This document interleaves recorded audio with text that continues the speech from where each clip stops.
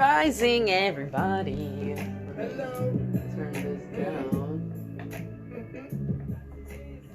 For those Kid Cudi fans out here, he's releasing Man on the Moon 3 on December 11th. So check that out. It looks really, really beautiful, the album cover and everything. This Rising, I gotta turn this down some more. Kid Cudi banging. Okay. Nice. Good rising, Kaz. So this rising, I'm thinking about some questions. I'm realizing I want to change the flow of what these kind of look like. I want to be talking about a question or a quote or something that I'm chewing on this rising. So what is in my head today? I had this really interesting dream last night, and a friend of mine helped me interpret it or gave me their interpretation, and I thought it was such a powerful interpretation of like running from my potential. So I really want an RV. That's something that I'm working towards, an RV or a tiny home. And in my dream, my RV / tiny home, I had it and I could transform it. And it was just funny because one scene in it was like, I pushed this button because I wanted to lock the doors. And instead it started transforming like while I was driving on the highway. And my friend described it. It was very interesting that I ran from it. It's like running from my dreams, right? And it was interesting locking the door, trying to lock people out. And like, I've just been thinking a lot now about metaphors. Good roll. I almost said good Roland rising. Good rising, Roland. So the question I'm pondering this rising is, what stories are we clinging to? There's this quote too, dang, I wish I had my laptop, by Ebony Davis had said this 3 years ago, and I found it recently because I was using it to frame my conversation with Raheem for my live yesterday, on Sunday. And the conversation was around, or the quote was around trauma and our identity that's formed through trauma.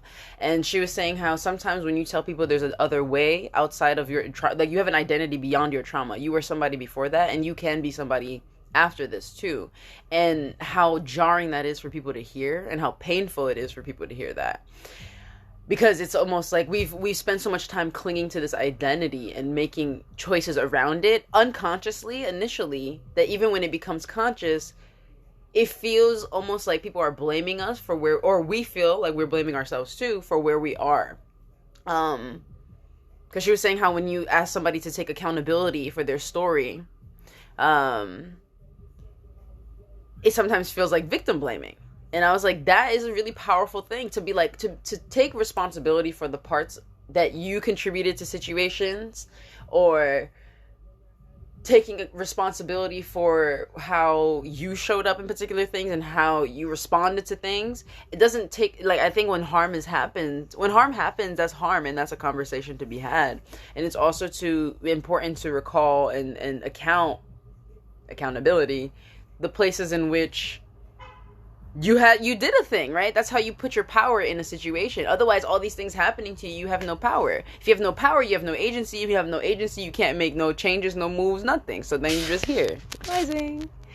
So that's kind of what I'm thinking about. And that was jarred because I was reading, I'm reading this right now, Beyond the Gender Binary by Alok Vaid-Menon. Such a good book. But this quote here in the prologue, they wrote, actually, I can read the whole thing. This is a book about the gender binary, specifically why we need to move beyond it. The gender binary is a cultural belief that there are only two distinct and opposite genders, man and woman.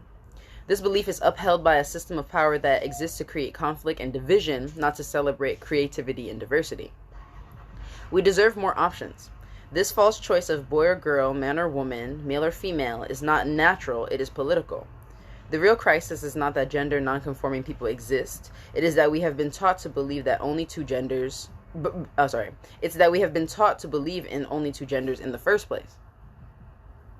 Gender diversity is an integral part of our existence. It has been, and it always will be. There is a shocking disconnect between the way that government and the media speak about gender non-conforming people and the reality of our lives. This gap between representation and reality continues to get worse. As we face heightened prejudice and harassment on the ground, more policies and public statements deriding us continue to be made. This disconnect is not a coincidence. It is a calculation. This is how it has always worked. The best way to eliminate a group is to demonize them, such that their appearance is seen as an act. The best way to eliminate a group is to demonize them, such that their disappearance is seen as an act of justice, not discrimination. And we have to think about how certain bodies are coded in particular ways, so that when they are removed, it's actually a relief for some people, and that's why they're systematically removed. But this is about discrimination, and it's time that we address it. The reality that many gender non-conforming people cannot go outside without fear of being attacked is unacceptable. The issue is not that we are failing to be men or women. It's that the criteria used to evaluate us to begin with is the problem. Good rising, Ace. So in a workshop that I recently hosted about rewriting our narratives, I took that quote and altered it a little bit because it's not that we're failing at life. We need to take a moment to look at the criteria with which we are using to evaluate our lives. If you're evaluating your life through the eyes of your father, through the eyes of your mother, through the eyes of your grandparents, through the eyes of your friends, through the eyes of this society, depending on who you are, you're going to be looking at yourself through disadvantaged eyes, right? Through eyes that don't necessarily want to see you succeed in the same way. Not to say that our parents don't want us to succeed, because I'm sure they do, and also they have their own things that come up for that. And so they have different things of criteria. What success means to your parents, what success means to your family, may not be what success means to you. I think about people who are sex workers. I think about people who now entering the dom industry and kink, and just like being able to bring such experiences, or even my work around emotions, like doing things that most people would not consider a job, right? But I'm doing the thing, right? And it is work. And if I continually cling to their stories of success, again, this question of what stories are we clinging to, I will never be successful. I will never thrive. I will never be able to attain my own stuff because I'm always failing at somebody else's criteria. So I think it's really time right now for me. This is what I'm doing, especially as the year is ending. I'm taking this time I'm a person who writes a lot of prompts, right? I write a lot of things. I do a lot of things. But do I actually sometimes do it myself? Or do I always do it myself? Sometimes yes, and sometimes no. I write all these questions. I pull tarot cards. Sometimes there are things that are just like in the back of my mind, and as things happen, I'll be like, oh yeah, like I remember when I thought about that. But I haven't necessarily been sitting down to reflect the way that I want to. So the two questions I'm thinking about that I invite you to think about: what stories are we clinging to? And this question came from somebody new that I'm following. His name is Darren Alchemy, DERON_alchemy, and I'll put him in the information below too. But what is the current direction of your life? Right? Because if we're clinging to a particular story, we're also moving in a particular direction, typically. And is that the direction we're trying to move in?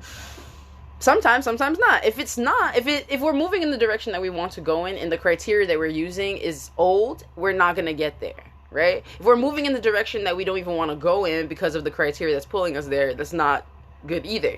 So I think this is really a moment we really need to evaluate. I am evaluating for myself. What stories am I clinging to? Right? What direction am I moving in? Do the two things align? Something else I've been thinking about in stories is like, what character am I portraying and how am I showing up? But that we can talk about that tomorrow. So today I would love for you to ponder that. If you have any responses, I'd love to hear them. I'll list out some of the stories I'm clinging to now myself. Like honestly, like the fact that I know so much about limiting beliefs and sometimes still feel crummy about the beliefs I'll have, I'm learning grace for sure. But just like thinking that even that healing is like is gonna stop. That's like a story. I thought like healing was a thing that we did and then it would like stop and then we would but how could it be, right? We're constantly growing and moving, and life changes. We're shifting at every moment. So I think the story I might be clinging to is that healing looks a particular way, and that there's a particular time frame for it, or that sometimes it's too long.